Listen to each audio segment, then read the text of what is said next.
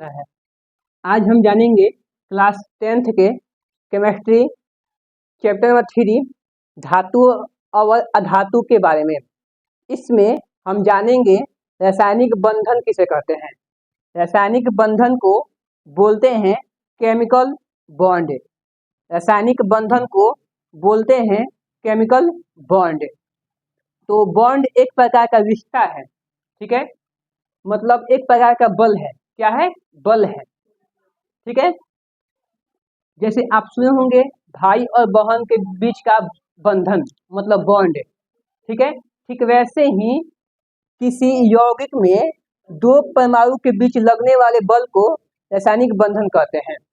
तो रासायनिक बंधन एक प्रकार का बंधन है, मतलब बल है। क्या है?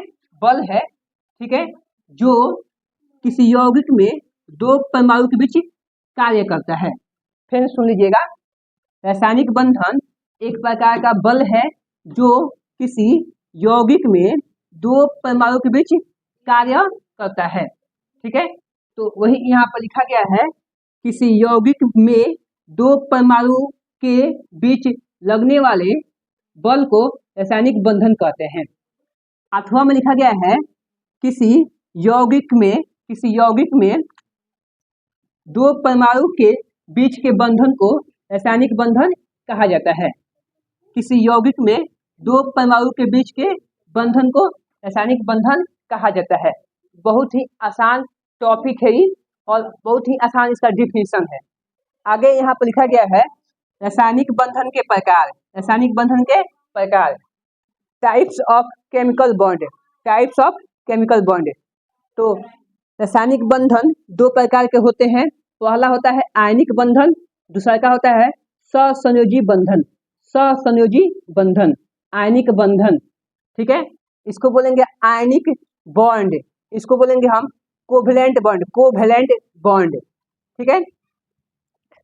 तो अब इसके बारे में हम जानेंगे आयनिक बंधन और सहसंयोजी बंधन के बारे में।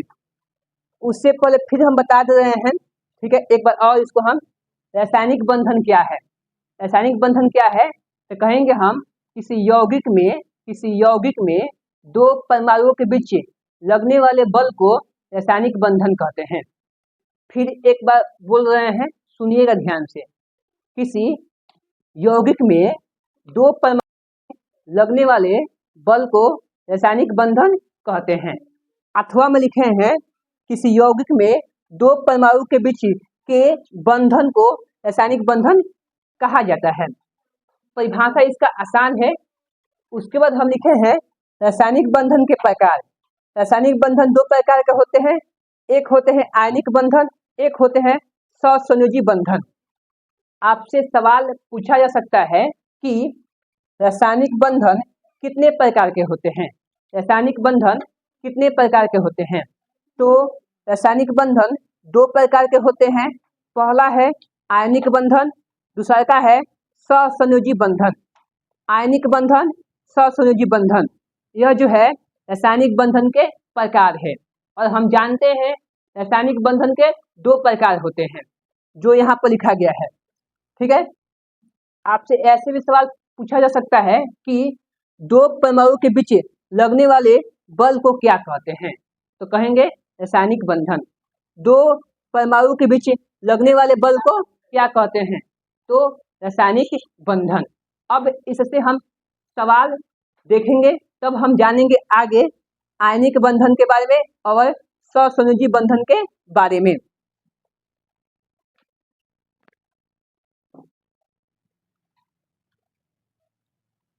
देखिएगा, पहला सवाल है, दो परमाणु के बीच लगने वाले बल को क्या कहा जाता है? तो इसका आंसर हो जाएगा रासायनिक बंधन। रासायनिक बंधन। अगला हमारा है, रासायनिक बंधन कितने प्रकार के होते हैं? तो इसका आंसर हो जाएगा दो प्रकार के होते हैं रासायनिक बंधन।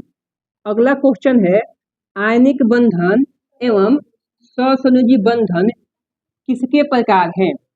तो इसका आंसर हो जाएगा रासायनिक बंधन के। रासायनिक बंधन के यह प्रकार है। ठीक है, इतना हो गया। अब हम जानेंगे आयनिक बंधन किसे कहते हैं। आयनिक बंधन किसे कहते हैं, आयनिक बंधन किसे कहते हैं। इसको जानने से पहले हम जानेंगे तत्वों का वैलेंस इलेक्ट्रॉन, ठीक है, Ve। और तत्वों का इलेक्ट्रॉनिक विन्यास। आयनिक बंधन जानने से पहले हम तत्वों का इलेक्ट्रॉनिक विन्यास और वैलेंस इलेक्ट्रॉन। इसको नहीं जाने तो कोई दिक्कत कोई नहीं होगा, लेकिन सबसे जरूरी है यह इलेक्ट्रॉनिक विन्यास। ठीक है, इलेक्ट्रॉनिक विन्यास जानेंगे सबसे पहले हम, उसके बाद ही जानेंगे हम आयनिक बंधन, उसके बाद ही जानेंगे हम आयनिक बंधन। तो शुरू करते हैं इलेक्ट्रॉनिक विन्यास जानना। ठीक है,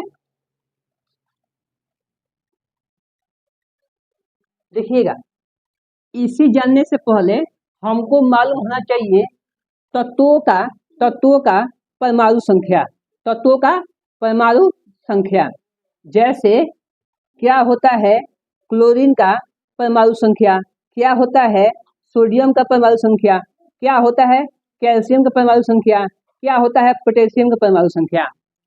तो क्लोरीन का होता है परमाणु संख्या 17, सोडियम का होता है 11, कैल्शियम का होता है 20 और पोटेशियम का होता है 19। ये जानते होंगे तो आपको यह बहुत अच्छा से समझ में आएगा। देखिएगा, किसी भी तत्व का वैलेंस इलेक्ट्रॉन लिखना है, किसी भी तत्व का इलेक्ट्रॉनिक विन्यास लिखना है तो उसका होता है नियम एगो, होता है नियम 2 8 8 18 18। यह पहला कक्षा है, ठीक है, यह दूसरा कक्षा है, यह तीसरा कक्षा है, ये चौथा कक्षा है, ये पांचवा कक्षा है। ठीक है, इतना ही जानेंगे, आगे भी होता है लेकिन उसको हम नहीं जानेंगे। जैसे हमको लिखना है क्लोरीन का वैलेंस, क्लोरीन का इलेक्ट्रॉनिक विन्यास, तो क्लोरीन का होता है परमाणु संख्या 17, होता है ना, क्लोरीन का होता है परमाणु संख्या 17। तो हो जाएगा Cl बराबर 2 फिर से 8 फिर से 7। ठीक है, यहाँ पर 2 8 10 7 17 हो गया। जैसे हमको लिखना है आगे कैल्शियम का, तो हो जाएगा 2, लिखना है कैल्शियम का होता है परमाणु संख्या 20, तो हो जाएगा 2 8, उसके बाद 2 8 10 और फिर 8 18, बच गया 2 गो, तो फिर 2 गो 2 लिखते हैं, फिर 8 लिखते हैं, फिर 8 फिर 18 को लिख सकते हैं। इससे अधिक नहीं लिख सकते हैं, लेकिन इससे कम लिख सकते हैं, तो वही यहाँ पर लिखे हैं कम। 18 से कम लिख सकते हैं लेकिन इससे अधिक नहीं लिख सकते हैं। पहला कक्षा में 2 लिख सकते हैं, 1 लिख सकते हैं, लेकिन 3 नहीं लिख सकते हैं, क्योंकि यहाँ पर मैक्सिमम 2 को भराता है। इसमें 8 लिख सकते हैं मैक्सिमम, और मिनिमम लिख सकते हैं 7 6 5 4 3 2 1, लेकिन इसमें 9 हम नहीं लिख सकते हैं। ठीक है, इसमें भी मैक्सिमम लिखेंगे 8 गो, 9 गो नहीं लिखेंगे हम। इसमें लिखेंगे मैक्सिमम 18 गो, 19 गो नहीं लिख सकते हैं। तो वही यहाँ पर किए हैं। कैल्शियम का होता है 20, कैल्शियम का होता है परमाणु संख्या 20, तो लिखे हैं 2 8 8, तीनों को मिलाकर हुआ है 18 गो, बच गया 2 गो, तो लिख देंगे हम 2 20। यहाँ पर 2 सही है, 8 सही है, 8 सही है। यहाँ पर 18 गो लिख सकते हैं मैक्सिमम, मिनिमम लिख सकते हैं आप 17 गो 16 गो 15 गो 14 गो 13 गो 12 गो 11 गो 10 गो 9 गो 8 गो 7 गो 6 गो 5 गो 4 गो 3 गो 2 गो 1 गो। तो हमको जरूरत था 2 गो, तो 2 गो लिख दिए हम, ऐसे हो गया। ठीक है, तो ऐसे लिखा जाता है इलेक्ट्रॉनिक विन्यास। ठीक है, किसी भी तत्व का। अब देखिए, कोई भी तत्व है ना, कोई भी तत्व है, वह अपने बाह्य कक्षा में सोचेगा कि हमारे पास 8 गो इलेक्ट्रॉन हो, 8 गो इलेक्ट्रॉन हो। अगर अधिका है तो दे देगा और कम होगा तो ले लेगा। जैसे क्लोरीन में 7 गो है बाह्य कक्षा में, ठीक है, तो यह चाहेगा एगो हम ले ले, एगो ले लेंगे तो हो जाएगा 8 गो, ठीक है। यहाँ पर कैल्शियम में बाहर 2 गो है, तो ये चाहेगा कि हम दे दे कि हमारा 8 गो बच जाएगा, 2 गो दे देगा तो यहाँ पर 8 गो बच जाएगा। ठीक है। तो कोई भी तत्व है अपने बाह्य कक्षा में चाहता है कि हमारे पास 8 गो इलेक्ट्रॉन हो, 8 गो इलेक्ट्रॉन हो। 8 इलेक्ट्रॉन को बोलते हैं ऑक्टेट, ऑक्टेट। ठीक है, ऑक्टेट चाहता है ऑक्टेट पूरा करना, कोई भी तत्व चाहता है ऑक्टेट पूरा करना। ठीक है, या इलेक्ट्रॉन को ग्रहण कर या इलेक्ट्रॉन को त्याग कर। जैसे कैल्शियम है, इसके लास्ट में 2 गो है, मतलब बाह्य कक्षा में 2 इलेक्ट्रॉन है, 2 इलेक्ट्रॉन है, तो ये चाहेगा हम त्याग कर दे 2 गो इलेक्ट्रॉन को, तो हमारे पास बच जाएगा बाहर कक्षा में 8 गो। और क्लोरीन है, ये चाहेगा एगो हम ले ले और हमारा हो जाएगा 8 गो। ठीक है, ऐसे। ठीक है, इतना समझ में आया होगा। ऐसे हम पूछेंगे सोडियम। ठीक है, यहाँ पर इसका हो जाएगा 2 8 1। सोडियम जो है इसका परमाणु संख्या होता है 11, तो वही हम लिखे हैं 2 8 1। तो यह जो है इलेक्ट्रॉन का ग्रहण करेगा कि त्याग करेगा? ठीक है, क्या करेगा? त्याग करेगा। त्याग करेगा तब ना यहाँ पर इसका ऑक्टेट पूरा हो जाएगा, 8 गो हो जाएगा। हाँ, एगो त्याग कर देगा एगो, तो 8 गो नहीं बच जाएगा। ठीक है, तो त्याग करेगा। इतना जानिए, जितना धातु होता है, धातु जितना है सब इलेक्ट्रॉन का त्याग करता है, इलेक्ट्रॉन का त्याग करता है, ग्रहण नहीं करता है। ठीक है, तो सवाल पूछा जाता है कि धातु इलेक्ट्रॉन का करते हैं, धातु इलेक्ट्रॉन का करते हैं, तो कहेंगे हम त्याग करते हैं। क्या करते हैं? त्याग, ग्रहण नहीं करते हैं। ठीक है, और सोडियम एगो इलेक्ट्रॉन त्याग करेगा, क्योंकि एगो त्याग करेगा तो इसका ऑक्टेट पूरा हो जाएगा। कैल्शियम 2 गो इलेक्ट्रॉन त्याग करेगा, 2 गो त्याग करेगा तो इसका ऑक्टेट पूरा हो जाएगा। वैसे ही एल्युमिनियम जो है, एल्युमिनियम इसका होगा, एल्युमिनियम का होता है परमाणु संख्या 13, तो इसका होगा इलेक्ट्रॉनिक विन्यास 2 8 3। ठीक है, तो यह क्या करेगा? त्याग करेगा। ठीक है, और कितना इलेक्ट्रॉन त्याग करेगा? तो 3 गो। ठीक है, 3 गो इलेक्ट्रॉन त्याग कर दिया तो यह इसका हो जाएगा ऑक्टेट पूरा। ठीक है, तो उम्मीद करता हूं कि आपको यह समझ में आया होगा। ठीक है, तत्वों का इलेक्ट्रॉनिक विन्यास लिखना और कौन तत्व कितना इलेक्ट्रॉन त्याग करेगा या कितना इलेक्ट्रॉन ग्रहण करेगा। कोई भी तत्व चाहता है ऑक्टेट पूरा करना, अगर उसके बाह्य कक्षा में 5 गो इलेक्ट्रॉन है तो वह 3 गो ग्रहण करेगा।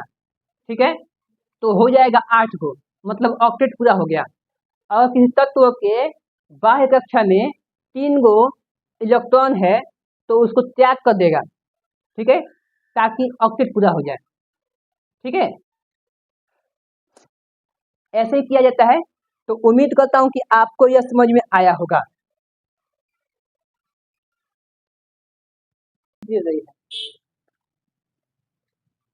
देखिएगा, यहाँ पर लिखा गया है आयनिक बंधन। इसका लिखा गया है परिभाषा, 2 परमाणु के बीच इलेक्ट्रॉन के त्याग एवं ग्रहण करने के फलस्वरूप बने बंधन को आयनिक बंधन कहते हैं। ठीक है, कहने का मतलब है, अगर 2 गो कोई तत्व है, 2 गो कोई परमाणु है, ठीक है, जैसे एगो है सोडियम, एगो है क्लोरीन। ठीक है, तो अगर यह त्याग कर रहा है और यह ग्रहण कर रहा है, तो जो बंधन बनेगा उसको बोलेंगे हम आयनिक बंधन।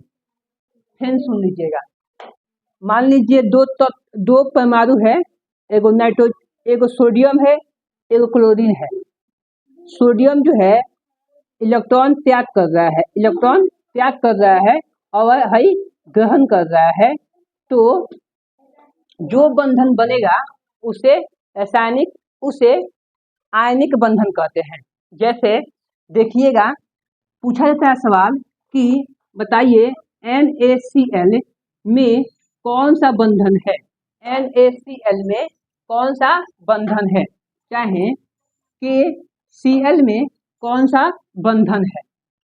तो इसको हम देखेंगे एकदम ध्यान पूर्वक से और हम बता देंगे एक बार में। अगर देखिएगा ध्यानपूर्वक से, सबसे पहले लिखा गया है Na, इसको बोलते हैं सोडियम और इसका परमाणु संख्या होता है 11। लिखा गया है क्लोरीन, इसका होता है परमाणु संख्या 17। अब इसका लिखेंगे हम इलेक्ट्रॉनिक विन्यास, तो हो जाएगा हमारा 2 2 8 और फिर से 1, और इसका हो जाएगा 2 8 8 2 8 और 7। ठीक है, तो इसको ऑक्टेट पूरा करना है तो यह क्या करेगा, ये को त्याग कर देगा। ठीक है, तो ऑक्टेट पूरा हो गया। ठीक है, और यह क्या करेगा, ये को ग्रहण कर लेगा, तो इसका ऑक्टेट पूरा हो गया। तो यहाँ पर इलेक्ट्रॉन का त्याग और ग्रहण हुआ है, तो कह सकते हैं NaCl में आयनिक बंधन है, NaCl में आयनिक बंधन है। ठीक है, जैसे हम पूछेंगे आपसे, कहते हैं H2 में कौन सा बंधन है। हाइड्रोजन का होता है परमाणु संख्या 1 और इसका होता है 1।